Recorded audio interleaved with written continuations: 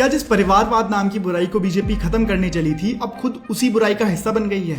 और जहां बीजेपी सालों से ये कहती आई है कि उनकी पार्टी में नेपोटिज्म और भैया भतीजावाद के लिए कोई जगह नहीं है, भला वहां बीजेपी प्रेसिडेंट रह चुके अमित शाह के बेटे जय शाह का बीसीसीआई सेक्रेटरी बनना क्या एकमात्र इत्तेफाक है या फिर ये बीजेपी लीडर्स की कोई साजिश है कि एक तरफ तो वो कांग्रेस की नेपोटिज्म को कॉल आउट करते हैं, वहीं दूसरी तरफ खुद अपने घर में अपने बेटे को देश के क्रिकेट बोर्ड का सेक्रेटरी बना देते हैं। हमने जय शाह की नेटवर्थ के बारे में इंफॉर्मेशन ढूंढनी शुरू करी तो कई सोर्सेज ने इनकी नेटवर्थ लगभग 150 करोड़ तक बताई, लेकिन वहीं दूसरी तरफ जय शाह की बीसीसीआई से सैलरी सिर्फ 3.5 लाख रुपए है और अगर उनकी सैलरी को 20 साल तक भी जोड़ा जाए तो भी उनकी कुल संपत्ति लगभग 7 करोड़ रुपए ही होगी। तो उनकी ये 150 करोड़ की वेल्थ भला आई कहां से? और चलो ये सब भी छोड़ो, आखिर एक पॉलिटिशियन के बेटे को क्रिकेट का क्या ज्ञान? और जहां जय शाह ने खुद कभी किसी लेवल पर क्रिकेट नहीं खेला, उन्हें देश की सबसे बड़ी क्रिकेट ऑर्गेनाइजेशन क्या विरासत में मिल गई? इतना ही नहीं बल्कि इनके ऊपर बहुत बड़े करप्शन चार्जेस भी लगे जब इनकी एक कंपनी ने नरेंद्र मोदी के पीएम बनने के बाद एक ही साल में अपना टर्नओवर 50,000 रुपए से 80 करोड़ तक बढ़ा दिया। और इसका भी सच आप लोग नहीं जानते होंगे। आप बीसीसीआई प्रेसिडेंट जय शाह के बारे में जितना ज्यादा जानने की कोशिश करोगे उतने ही ऐसे और पेचीदा सवालों को एनकाउंटर करोगे। इसीलिए आज के इस वीडियो में हम जय शाह से जुड़े इन सभी सवालों के जवाबों को ढूंढने की कोशिश करेंगे। तो आइए जानते हैं कि इज इट नेपोटिज्म और his talent which got Jay Shah to where he is today. 22 सितंबर 1988 को अहमदाबाद में रहने वाली गुजराती हिंदू फैमिली में जय शाह का जन्म होता है। जय शाह की अपब्रिंगिंग को समझने के लिए हमें यह समझना होगा कि उस वक्त इनके घर की फाइनेंशियल और सोशल कंडीशंस कैसी रही होंगी।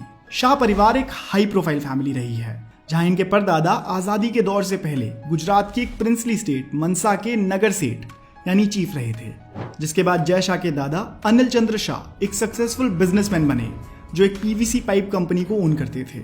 और फिर जय शाह के पिता अमित शाह जो जय के जन्म के वक्त तक बीजेपी ज्वाइन कर चुके थे। इनके जन्म के 1 साल पहले तक अमित शाह आरएसएस के लिए काम करते थे और फिर उन्होंने बीजेपी की यूथ विंग के लिए काम करना शुरू करा और जल्दी ही गुजरात बीजेपी में एक ऊंचे कायदे के नेता के तौर पर जाने जाने लगे। अमित शाह हमेशा एक ऐसे नेता रहे जो काम से काम रखने वाले आदमी थे, इसलिए पार्टी और संघ उन्हें बहुत पसंद करता था क्योंकि वो मुश्किल से मुश्किल काम को जल्दी और आसानी से करा देते थे। यही क्वालिटीज अमित शाह ने अपने बेटे को भी सिखाई। यही छोटी छोटी बातें थी जो आज भी जय शाह के बिहेवियर में उनके आसपास के लोगों द्वारा देखी जाती हैं, जैसे कि हमेशा पंक्चुअल रहना, वेल ड्रेस्ड और वेल स्पोकन रहना और सोशली एक स्ट्रॉन्ग छवि बनाकर रखना। जैसे जैसे जय शाह की उम्र बढ़ रही थी वैसे ही उनके पिता अमित शाह का पॉलिटिकल कद भी बढ़ रहा था, तो जाहिर तौर पर जय भी बड़े होते हुए इस फैक्ट से यूज्ड हो रहे होंगे कि वो किसी आम परिवार में नहीं जन्मे हैं। खासतौर पर तब तो उन्हें ये जरूर रियलाइज हुआ होगा जब 1995 में गुजरात में बीजेपी की सरकार बनी और केशुभाई पटेल चीफ मिनिस्टर बने। गुजरात पॉलिटिक्स में अब अमित शाह और साथ में नरेंद्र मोदी बहुत बड़े नाम बन गए थे और इस वक्त में अमित शाह और नरेंद्र मोदी की दोस्ती भी बहुत गहरी हो गई थी। इसी कारण नरेंद्र मोदी का कई बार जय शाह से भी मिलना हो जाता था। जय शाह ने कई क्वालिटीज जरूर ऐसी पर्सनैलिटीज से घिरे रहने से भी सीखी होंगी। इसी वक्त पर जय ने क्रिकेट में भी खासा इंटरेस्ट लेना शुरू किया था और वो गुजरात क्रिकेट के कोच जयेंद्र सहगल के अंडर ट्रेन करते थे। समर हॉलीडेज के दौरान अमित शाह ही अपने बेटे को लॉयला हॉल की क्रिकेट अकेडमी ड्रॉप करने जाते थे। अगर बात करी जाए जय शाह की क्रिकेट ट्रेनिंग की तो यही वो एकमात्र ट्रेनिंग है जो उन्होंने क्रिकेट की करी है, जिसे किसी भी दूसरे प्रोफेशनल क्रिकेटर की ट्रेनिंग से कंपेयर करना गलत होगा। तो ये तो तय है कि आगे चलकर बीसीसीआई के सेक्रेटरी बनने वाले जय शाह ने ज्यादा क्रिकेट नहीं खेला है। खैर आगे बढ़ते हुए जय शाह ने अपनी स्कूलिंग साइंस स्ट्रीम से पूरी करी और कॉलेज में इंजीनियरिंग करने का फैसला करा। अपनी इंजीनियरिंग की पढ़ाई करने के लिए उन्होंने अहमदाबाद की निर्मा यूनिवर्सिटी को चुना। कॉलेज के दिनों से ही जय ने अपने पिता के साथ काम में हाथ बटाना शुरू कर दिया था। साथ ही वो अपने पिता के गाइडेंस में बहुत जल्दी बहुत ज्यादा सीखने लगे थे। जय वॉज अ गुड स्टूडेंट और इसी वजह से अमित शाह भी उन्हें बड़ी बिजनेस मीटिंग्स में ले जाना पसंद करते थे। अमित शाह इस वक्त तक स्टॉक मार्केट में भी काफी एक्सपीरियंस हासिल कर चुके थे और उन्होंने खुद को एक एफिशिएंट स्टॉक ट्रेडर के रूप में एस्टैब्लिश कर लिया था। सबसे पहले जय शाह ने अपने पिता के स्टॉक पोर्टफोलियो को ही मैनेज करना शुरू करा। इन स्टॉक्स को ट्रेड करने के दौरान जय एक MBA से ज्यादा सीख रहे थे और जल्द ही जय ने खुद को एक मेथोडिकल मार्केट स्ट्रैटेजिस्ट के तौर पर साबित कर दिया था। जय कॉलेज में पढ़ाई तो इंजीनियरिंग की कर रहे थे, लेकिन बहुत बड़े लेसन्स अब तक उन्होंने बिजनेस के सीख लिए थे। फिर आता है साल 2009 जब शाह फैमिली क्रिकेट से जुड़ती है और आगे चलकर यही एसोसिएशन जय शाह को बीसीसीआई सेक्रेटरी के रूप में मैनिफेस्ट करने वाली थी। 2009 तक गुजरात क्रिकेट एसोसिएशन का कंट्रोल कांग्रेस लीडर नरहरि आमीन के पास था और इस वक्त पर अमित शाह अपनी पार्टी में इसलिए जाने जाते थे कि वो कांग्रेस के कंट्रोल वाली ऑर्गेनाइजेशंस को स्ट्रैटेजिकली अपनी पार्टी के कंट्रोल में ले आते थे। ऐसा ही उन्होंने गुजरात क्रिकेट एसोसिएशन के साथ भी किया, जहां उन्होंने नरहरि आमीन को जीसीए के प्रेसिडेंट की पोजीशन से रिजाइन करने पर पॉलिटिकली मजबूर कर दिया और अब गुजरात क्रिकेट एसोसिएशन बीजेपी के कंट्रोल में आ गई थी। इसी वक्त पर नरेंद्र मोदी को गुजरात क्रिकेट एसोसिएशन के प्रेसिडेंट के तौर पर चुना गया और अमित शाह को इस ऑर्गेनाइजेशन का वाइस प्रेसिडेंट बना दिया गया। इसी वक्त पर 21 साल की जय शाह जीसीए के एग्जीक्यूटिव बोर्ड मेंबर बन गए, जो इतने यंग इंसान के लिए बहुत बड़ी पोजीशन थी और इसके जरिए वो एसोसिएशन किस तरह काम करता है ये देख और समझ सकते थे।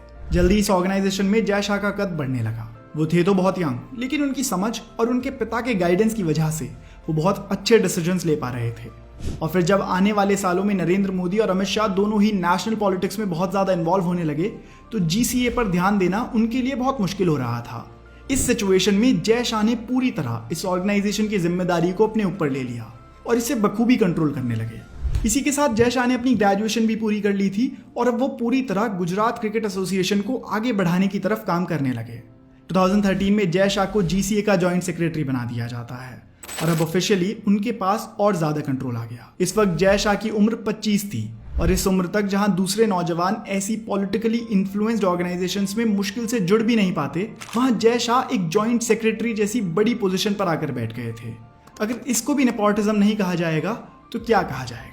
इस वक्त पर गुजरात के मोटेरा स्टेडियम को दुनिया का सबसे बड़ा स्टेडियम बनाने की तरफ काम चल रहा था और अब इस काम की जिम्मेदारी अमित शाह और उनके बेटे जय शाह पर थी। कई सूत्र बताते हैं कि इस वक्त पर अमित शाह तो नेशनल पॉलिटिक्स में बिजी रहते थे, तो वो जय शाह ही थे जो गुजरात क्रिकेट एसोसिएशन को पूरी तरह से चला रहे थे और बल्कि बहुत एफिशिएंटली चला रहे थे। और अमित शाह के लिए भी ये आसान था कि वो इतनी बड़ी जिम्मेदारी किसी भरोसे के आदमी को ही सौंपे, क्योंकि मोटेरा स्टेडियम नरेंद्र मोदी की सरकार के कुछ सबसे बड़े अचीवमेंट्स में से एक होने वाला था। तो 2014 में देश भर में बीजेपी की सरकार आती है, नरेंद्र मोदी प्राइम मिनिस्टर बन जाते हैं और अब अमित शाह को पूरी बीजेपी का प्रेसिडेंट बना दिया जाता है और अब मानो नरेंद्र मोदी और अमित शाह से जुड़े हुए सभी लोगों की हवा बदलने लगती है। देखो, परिवारवाद के खिलाफ कितना ही कुछ कह लिया जाए, पर इस बात से तो कोई इनकार नहीं कर सकता कि पॉलिटिशियंस अपने संबंधियों को फेवर करते हैं, फिर चाहे वो छोटे मोटे फायदे हों या बहुत बड़े फायदे। जय शाह की जिंदगी में भी अब सब कुछ बदलने वाला था और सब कुछ बहुत बड़े लेवल पर स्केल होने वाला था। उनकी एक कंपनी टेम्पल एंटरप्राइजेस को ही ले लीजिए। जय शाह की एक कंपनी टेम्पल एंटरप्राइजेस जो 2014 तक बहुत छोटे लेवल पर ऑपरेट करती थी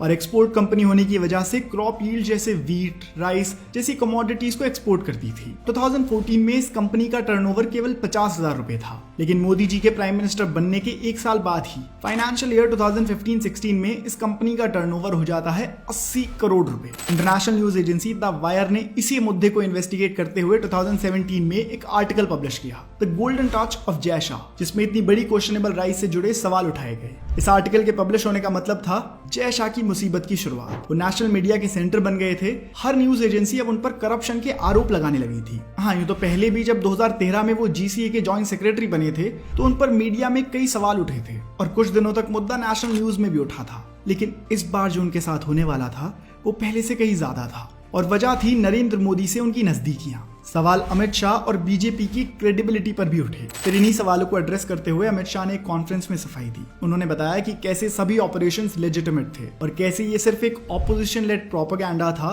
नरेंद्र मोदी की सरकार को गिराने की तरफ। और इसी के चलते जय शाह ने द वायर के ऊपर डेफेमेशन का केस भी कर दिया और अपनी सभी लीगल डॉक्यूमेंट्स आगे प्रेजेंट करी। इन एलिगेशन से जय शाह को ज्यादा नुकसान नहीं हुआ और वो अपने करियर में वापस आगे बढ़ने लगे। और हाँ, अगर आप सोच रहे हो कि जय शाह कोई बोरिंग एग्जीक्यूटिव है जो पूरे वक्त अपनी प्रोफेशनल जिंदगी में बिजी रहता है, तो आप गलत हो। जय शाह की एक कॉलेज में गर्लफ्रेंड थी, रिश्ता पटेल। इनका रिलेशनशिप कई सालों तक चला और फिर 2015 में इन्होंने एक ग्रैंड वेडिंग होस्ट करके एक दूसरे से शादी कर ली। इनफैक्ट इस सेरेमनी में सभी बड़े लीडर्स मौजूद थे, यहाँ तक कि नरेंद्र मोदी भी कपल को आशीर्वाद देने पहुंचे थे। फिर आगे बढ़ते हुए 2019 में जय शाह गुजरात क्रिकेट एसोसिएशन में अपनी पोस्ट से स्टेप डाउन करते हैं, इसलिए ताकि अब वो बीसीसीआई के सेक्रेटरी बन सके। अब तक उन्हें क्रिकेट ऑर्गेनाइजेशन कैसे काम करती है इसका भरपूर एक्सपीरियंस हो गया था, तो इसीलिए उनके लिए सही वक्त था कि अब वो और बड़ी अपॉर्चुनिटीज का हिस्सा बने। 2019 में जय शाह को बीसीसीआई का सेक्रेटरी बना दिया जाता है और जय शाह इस पोजीशन को होल्ड करने वाले आज तक के यंगेस्ट ऑफिशियल बन जाते हैं। 2021 में गुजरात के नरेंद्र मोदी स्टेडियम का इनॉग्रेशन होता है, जिसके लिए क्रेडिट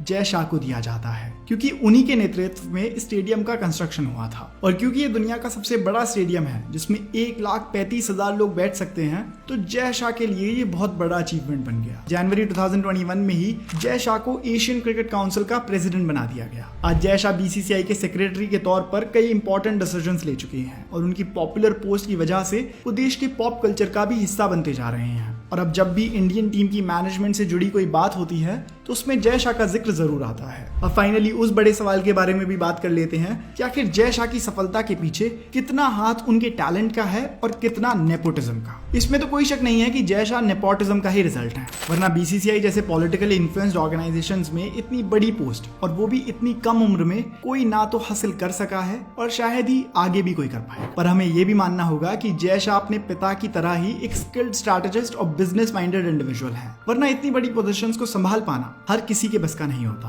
और कई सूत्र ये भी बताते हैं कि जय शाह बहुत पंक्चुअल और हार्ड वर्किंग है और वो हमेशा अपनी ड्यूटी पर मौजूद रहते हैं, जो जय शाह की इस पोजीशन को काफी हद तक जस्टिफाई करता है। बाकी आपका जय शाह और उनकी इस जर्नी पर क्या ओपिनियन है, हमें कमेंट्स में जरूर बताइएगा।